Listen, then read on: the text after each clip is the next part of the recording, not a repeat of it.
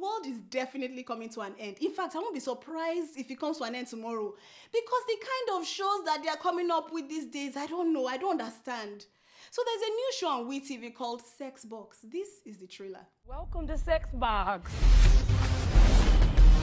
It's a little intimidating. There's no backing out now. It can take 30 minutes, 40 minutes for a woman to be fully aroused and ready to be sexual. How long? I'm just saying. Well, give us the details. Oh.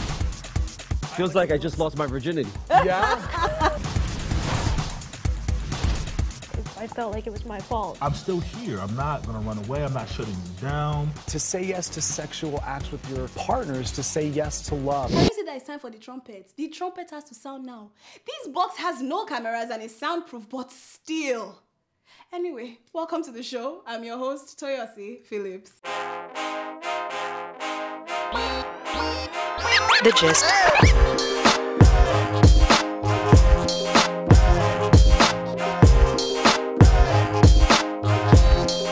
Hi guys, welcome. Thank you for watching. How's your week? Mine was good. It started off on a good note.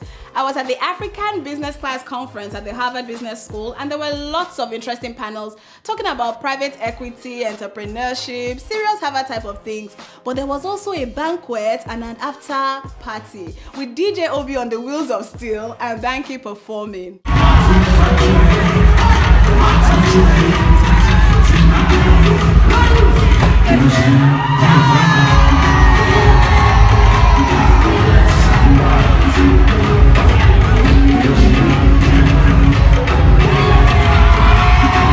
Looks like it was fun, right? It was. So back to that Sex Box show. There is a Stop Sex Box petition online for those interested in signing. And there is no way to embellish this story and make it sound sweet. So I'll just say it as it is. Chris Brown is a father. They've done all the necessary tests and he's the father to a 9-month-old girl. And no, Karrueche is not the mother. A 31-year-old model named Naya is.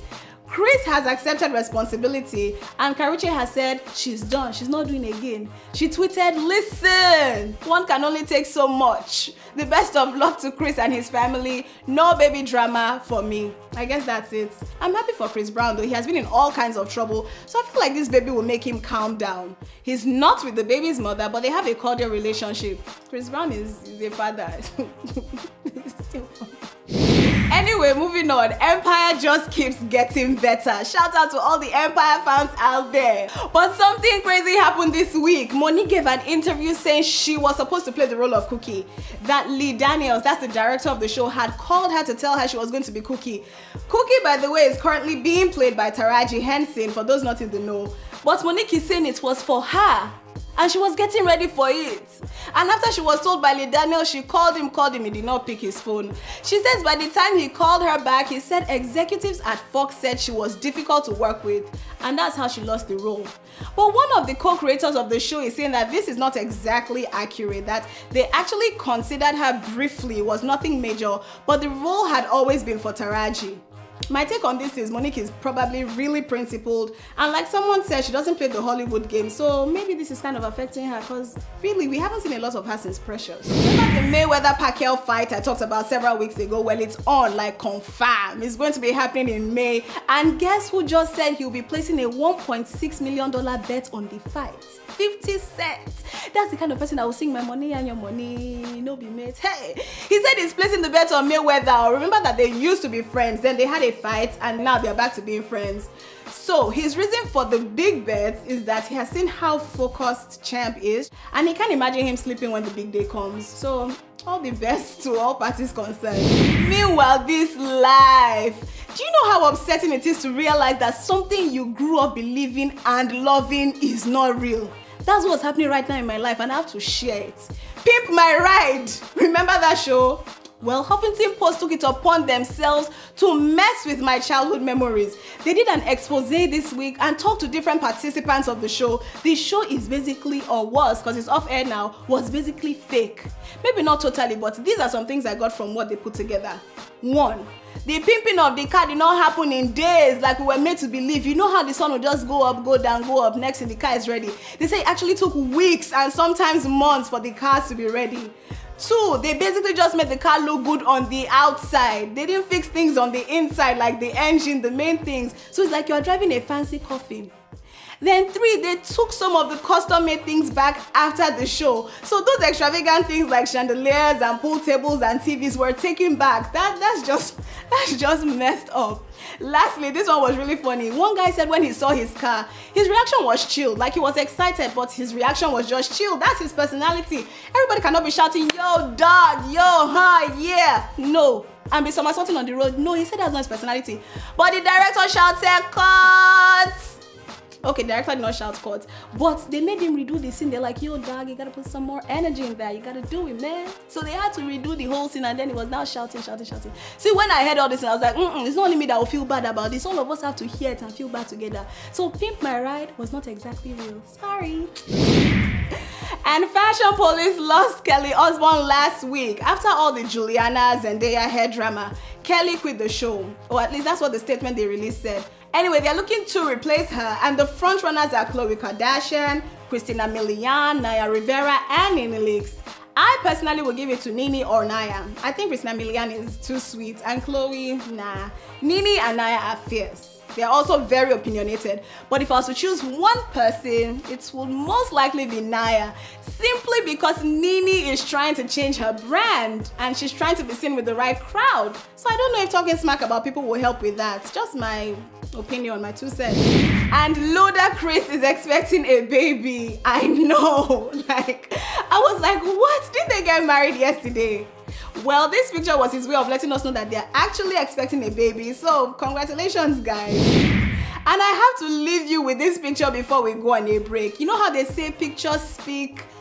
A picture is worth more than 1,000 words. Yes, I would like to say that a picture is worth more than a DNA test. Nobody can deny that this is Kanye West's baby. See the scowl on her face. Kim has to tickle this girl because she cannot be going around with her face like this. By the way, Kim is getting in touch with her musical side. She's taking piano lessons from Oksana, who was referred by Babyface. And Kim is saying she has a special song planned for her family. So maybe very soon we'll be talking about Kim and Kanye in music and not just Jay and Beyonce. What do you think? We have to go on a short break now, but when we get back, I'll be telling you about Toke Makinwa's tweets that upset people this week. Don't move a muscle. You're watching The Gist.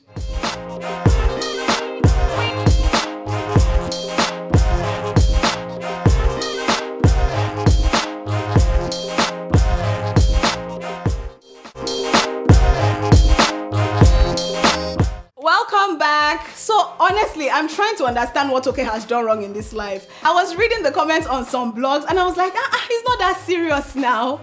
So on Air Personality, Toke Makinwa went on a Twitter rant this week. Apparently, her driver misplaced her car key. Not the regular kind though, the remote starter kind. So she had to go to the car shop. Yeah. Anyway, she went on Twitter and did this monologue on how she loves driving herself, but the nature of her work won't let her, and how the incident is eating into her creative time, and how drivers are only concerned about their salary, and summary of it all, how drivers are piss takers. Okay, that generalization wasn't quite apt, but she was upset, and it's her Twitter handle, so she can say anything she wants to say, and people can say whatever they want to say. And I'm sure people know that because they have said a lot. On one blog, I saw, is your driver on Twitter? On another, the person said, we know, thank you, your car has remotes. Nigerians have no chill. There were many, please shut up, have a seat. I don't know really. I'm indifferent about the story. I just think it makes great entertainment news. That's what I'm talking about. And my friend Sheyi Shea of Life, hi girl. She wore this cloth to talk to the president of Nigeria, and Nigerians went in. Someone said, who is this one with purple handkerchief? Who is this one with purple handkerchief? So the event was the Meet the President event that held at Eko Hotel last weekend. I remember feeling some type of way when I saw the picture, but apparently she performed at this event and didn't get to change before the picture was taken. So all of you with dirty minds on Twitter saying APC sent her to go and give the president erection. APC did not send her anywhere, please. And RMD is a grandfather. His first son had a baby boy. Congratulations. I feel like I say congratulations every week. It's better than RIP. And okay, this one is not fully confirmed, but there's news going around that Nadia Buhari had twins recently. And contrary to expectations, Jim Iyke is not the father. if this is true, I'd just like to say congratulations to Nadia as well. And get well soon, Jim. I really don't know what to say to you. And you guys will not believe this, but the Tanzanian government has banned twerking in public. A statement from the Director of Cultural Development says that the dance is damaging the country's culture and is also negatively impacting the morals of the young population. I hear that musicians are not happy about this and they are trying to get it reversed, so we'll see how that goes. And it's time for Fab Fave 5. So it's Women's History Month this month. Did you guys know that? Well, it is. And International Women's Day is on March 8th. So I'm going to be giving a list of 5 living Nigerian women who have brought positive recognition to Nigeria. First on my list is Chimamanda Adichie. Hi. Yeah, she's very opinionated and some people have a problem with that. But she's an accomplished writer and she has drawn positive attention to Nigeria in the literary field, so she makes my list. Next on my list is Agbani Darego, the first African Miss World. I remember where I was when she won this thing. Like, we were all just hugging ourselves and saying, oh my God, Agbani. Yeah, so she makes my list for that achievement.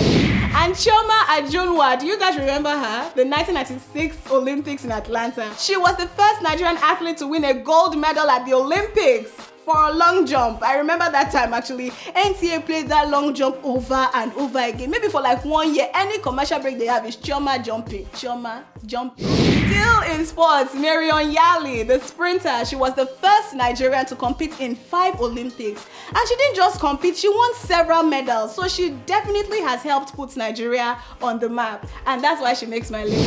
And lastly, Mo Abudu. I've talked about her before. She's the founder of Ebony Life TV. Not an easy feat, but she's handling it well. She was even recognized by Forbes last year as Africa's most successful woman. So she definitely deserves to be on the list.